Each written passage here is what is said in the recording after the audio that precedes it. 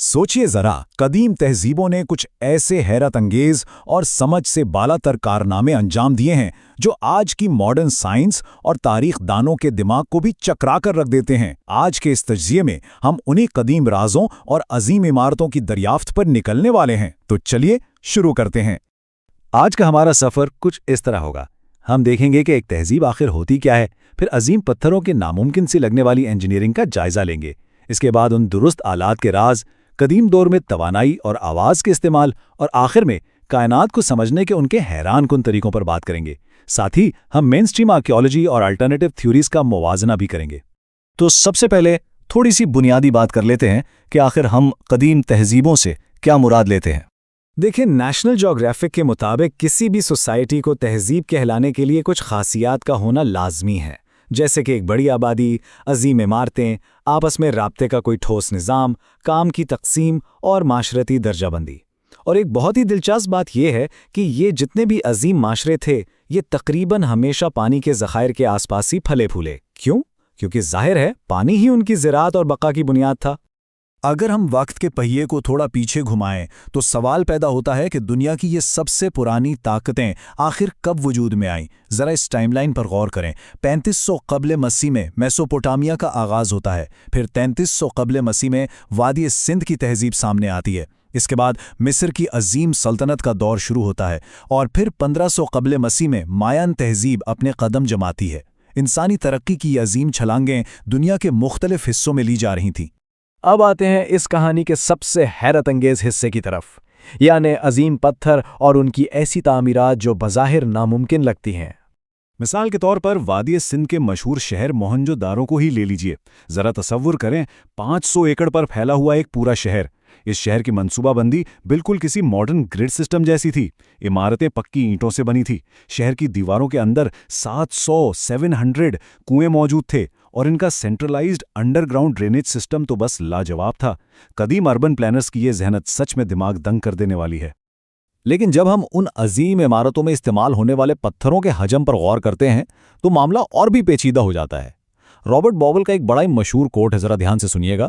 अगर 100 family cars को आपस में मिलाकर दबा दिया जाए तो गीज़ा के वैली टेम्पल्स में पाए जाने वाले सिर्फ एक पत्थर का वजन बनता है। जी हां, सिर्फ एक पत्थर। यहां से यह सवाल उठता है कि 100 टन या इससे भी वजनी पत्थरों को बिना किसी जदीद मशीनरी के आखिर काटा और हिलाया कैसे गया। और इसी वजह से पूमा पुंकू की तामीर के हवाले से हमारे पास दो बिल्कुल मुख्तलिफ नज़रियात आते हैं।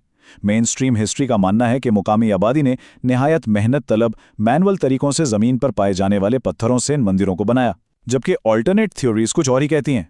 उनके मुताबिक ये स्पेस पोर्ट टेक्नोलॉजी का नतीजा हो सकता है, जहां शायद एक्स्ट्रा टेरेस्ट्रियल्स ने इसे एक ही रात में तामीर कर दिया। देखें, हम यहां किसी एक नज़रिए की हिमायत नहीं कर रहे। हम सिर्फ इन दोनों पहलुओं को उनके सोर्सेज के मुताबिक आपके सामने रख रहे हैं ताकि हकाइक को हर जाविये से समझा जा सके। चलिए अब थोड़ा और गहराई में जाते हैं और उन आलात की बात करते हैं जो इन पत्थरों को काटने के लिए इस्तेमाल हुए थे। मेन स्ट्रीम आर्कियोलॉजी और माहिरीन का ये मानना है कि मिस्र के अजीम अहराम और मुजस्समे निहायत सादा आलात से बनाए गए थे, जैसा कि तांबे की छेनी, पत्थर की गेंदें, लकड़ी के हथौड़े और रेत का इस्तेमाल। ये वो टूल किट थी जो उस कदीम दौर में आम तौर पर मंजूर शुदा थी।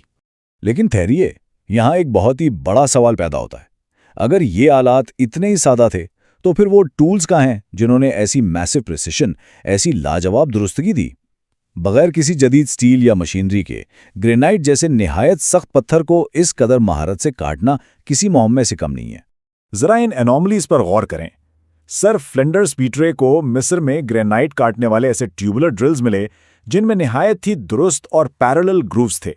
इसके अलावा कारनाक के ऑब्लिस्क्स में 0.14 इंच चौड़े ऐसे मशीन लाइक स्लॉट्स पाए गए जो मुसलसल एक ही गहराई से काटे गए हैं। और रैम्सेस के मुजस्समे की परफेक्ट सिमेट्री तो बिल्कुल ही अलग लेवल पर है। ऐसी तवाजुन आजकल सिर्फ कंप्यूटर गाइडेड मशीन्स ही बना सकती हैं। साथ ही अबू रावाश में पत्थरों पर ऐसे गहरे कट्स मौजूद हैं जो साफ इशारा करते हैं कि वहां शायद कोई 35 फुट डायमीटर वाला सर्कुलर सॉ इस्तेमाल हुआ था। ये सब वो ठोस निशानात हैं जिनकी वजह से क्रिस डन जैसे एक्सपर्ट्स ये सोचने पर मजबूर हैं कि शायद वाकई वहां किसी किस्म की गुमशुदा एडवांस टेक्नोलॉजी मौजूद थी। और बातों ही बातों में अब हम आते हैं कदीम तवानाई और आवाज़ के इस्तेमाल की तरफ। जेरिको की दीवारों का गिरना एक बेहतरीन मिसाल है। एक तरफ मेन स्ट्रीम आर्कियोलॉजी कहती है कि इन अजीम दीवारों का अचानक गिर जाना शायद किसी कुदरती ज़लज़ले का नतीजा था। ये एक आम और लॉजिकल एक्सप्लेनेशन लगती है, लेकिन दूसरी तरफ ऑल्टरनेटिव थ्योरीज ये पॉइंट आउट करती हैं कि इसराइलियों ने आर्क ऑफ द कवेनेंट को एक पावर सोर्स के तौर पर और आवाज़ को एक एडवांस्ड सोनिक वेपन के तौर पर इस्तेमाल किया था। और तसव्वुर करें, आज हमारे पास मॉडर्न दौर में लॉन्ग रेंज अकूस्टिक डिवाइस या LRAD के नाम से बिल्कुल वैसी ही टेक्नोलॉजी मौजूद है। अब ज़रा इलेक्ट्रिसिटी के हवाले से इस ज़बरदस्त तजर्बे को देखें। इसे बगदाद बैटरी कहा जाता है और इसके अज्जा निहायत सादा हैं। एक मिट्टी का बर्तन लें, इसमें तांबे की लाइनिंग लगाएं, फिर एक लोहे की रॉड पर एसफाल्ट का स्टॉपर लगाएं और आखिर में इसमें कोई एसिडिक लिक्विड जैसे कि वाइन या ऑरेंज जूस डाल दें। जब आप इन सबको मिलाते हैं तो हकीकत में आज भी एक इलेक्ट्रिकल चार्ज पैदा होता है। इसका मतलब है कि 3000 साल पहले इन आम चीज़ों से बिजली बनाई जा सकती थी। है ना कमाल की बात? इसी तरह मिस्र के डेंडेरा क्रिप्ट्स में रोशनी करने का मसला भी दो अलग नज़रियों को जन्म देता है। मेन स्ट्रीम व्यू के मुताबिक कदीम मिस्रियों ने उन गुप अंधेरे तहखानों में आम मशालें इस्तेमाल की। हालांकि उन छतों पर कलक या सूट का कोई निशान नहीं मिलता और वहां ऑक्सीजन की भी कमी थी। दूसरी तरफ ऑल्टरनेटिव व्यू ये कहती है कि वहां की दीवारों पर बनी तस्वीरें दरअसल उन कदीम लाइट बल्ब्स को दिखाती हैं जिन्हें किसी इब्तदाई इलेक्ट्रिकल नॉलेज से रोशन किया जाता था। अब ज़मीन से थोड़ा नज़र हटाकर आसमान की तरफ देखते हैं और बात करते हैं कायनात का हिसाब किताब रखने की। इस हवाले से मायन तहजीब की जहानत को वाकई तस्लीम करना पड़ता है। बगैर किसी जदीद ऑप्टिकल इंस्ट्रूमेंट या टेलीस्कोप के उन्होंने सिर्फ और सिर्फ अपनी नंगी आंख से सोल्स्टिसेस, इक्लिप्सेस और लूनर मंथ्स की बिल्कुल दुरुस्त पेशन गोइयां की। यहां तक कि उन्होंने मैथमेटिक्स में जीरो का तस्वुर भी ईजाद किया। उनकी आसमानी कैलकुलेशंस इतनी ज़बरदस्त थीं कि वो बाद में आने वाले मशहूर ग्रीक एस्ट्रोनॉमर्स को भी पीछे छोड़ गए। आसमानी कैलकुलेशंस के जिक्र पर आंटीक फेरा मैकेनिज्म का हवाला लाजमी है। ये आला दिमाग दंग कर देने वाला है। 1900 में एक डूबे हुए जहाज से मिलने वाला ये मैकेनिज्म तकरीबन 200 क़ब्ल मसीह पुराना है। इसमें इंतहाई पेचीदा और आपस में जुड़ी हुई मेटल कॉगव्हील्स मौजूद हैं। ये एस्ट्रोनॉमिकल कंप्यूटर इतना एडवांस है कि माहिरीन कहते हैं कि ये बिल्कुल ऐसा ही है जैसे किसी को किंग टट के मकबरे में से एकदम कोई जेट एयरप्लेन मिल जाए। अब हम अपने सफ़र के आखिरी हिस्से की तरफ आते हैं, वो कदीम मुअम्मा जो आज तक हमारे लिए एक मिस्ट्री बना हुआ है। डेविड चिल्ड्रस का ये ज़बरदस्त कोट हमारे इस पूरे तज्जिए के निचोड़ को बेहतरीन अंदाज में बयान करता है। वो कहते हैं उनके पास वो एडवांस्ड मशीनिंग टूल्स आखिर कैसे हो सकते थे जो आज हमने अपनी मॉडर्न तहजीब में हाल ही में हासिल किए हैं। ये एक जुमला उस बहस को वाजे करता है जो मिट्टी से मिलने वाले सादा आलात और पत्थरों पर मौजूद उन आला तरीन मैकेनिकल निशानात के दरमियान सालों से चल रही है। तो दोस्तों, आखिर में ये गहरा सवाल बाकी रहता है, क्या हम वाकई अपने आबाओ अजदाद की उस अजीम मेहनत और सादा लेकिन मुयस्सर जहनत को कम समझ रहे हैं, या फिर क्या इंसानी तारीख का कोई ऐसा बड़ा टेक्नोलॉजिकल चैप्टर है जो वक्त की धूल में कहीं भुला दिया गया? ये वो राज है जो शायद हमेशा बाकी रहेगा और हमें तारीख की इन भूल भुलाइयों में मजीद ढूंढने पर मजबूर करता रहेगा। उम्मीद है कि इन हक़ाइक़ ने आपके जहन में कुछ नए सवालात ज़रूर पैदा किए होंगे। इस तज्जिए में हमारा साथ देने का बहुत शुक्रिया।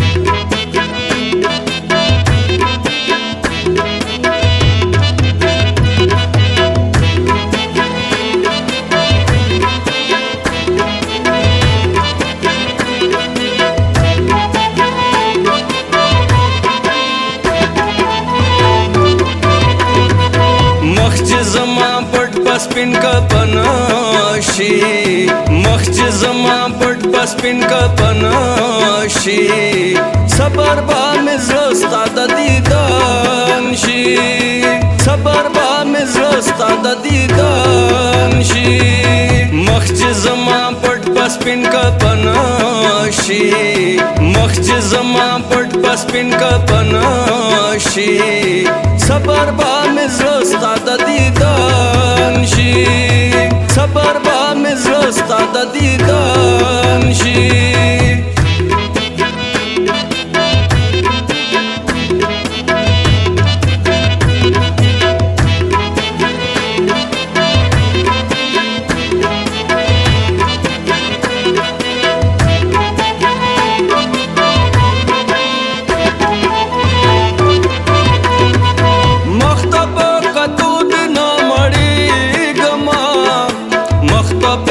तो दिन मड़ी गमा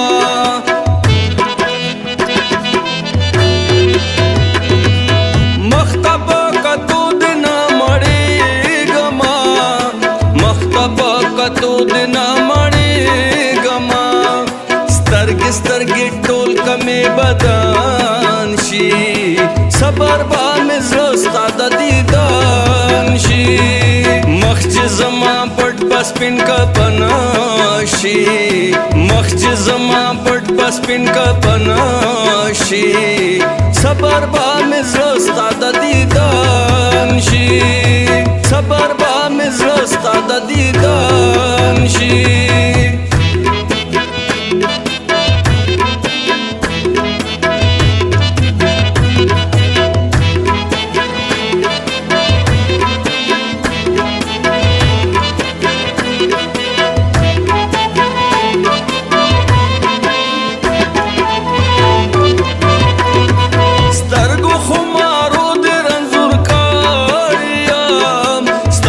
خمارو د رنزور کاړم سترګو خمارو د رنزور کاړم سترګو خمارو د رنزور کاړم اوس کله علاج مې پلندن شي صبر با مې زړه ستا د دیدن شي مخ چې زما پټ سپین کفن شي مخ چې زما پټ په سپین کفن شي صبر با مې زړه ستا د دیدن شي صبر با مې زړه ستا د دیدن شي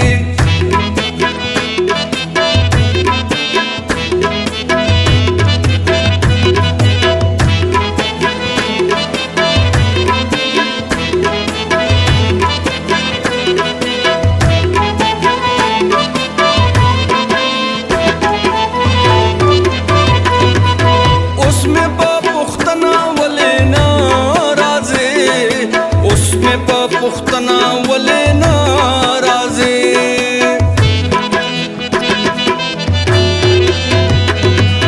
اوس مې په پختنا ولې ناراضي اوس مې په پختنا ولې ناراضي اسه با خراب د مینې خوان شي صبر با مې زړه ستا د دیدن شي مخ چې زما پټ په سپین کفن شي مخ چې زما پټ په سپین کفن شي صبر با مې زړه ستا د دیدن شي صبر با مې زړه ستا د دیدن شي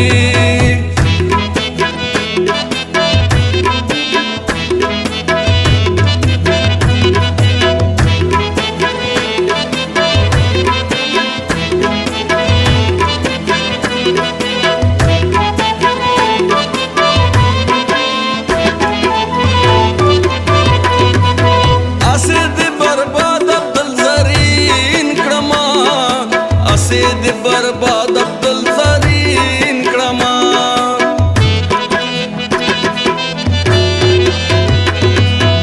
اسه د برباد عبدل زرین کړما اسه د برباد عبدل زرین کړما په आवाज د خالد شامل زړه پیوان شي صبر با مې زړه ستا د دیدن شي مخ چې زما پټ په سپین کفن شي مخ چې زما پټ په سپین کفن شي صبر با مې زړه ستا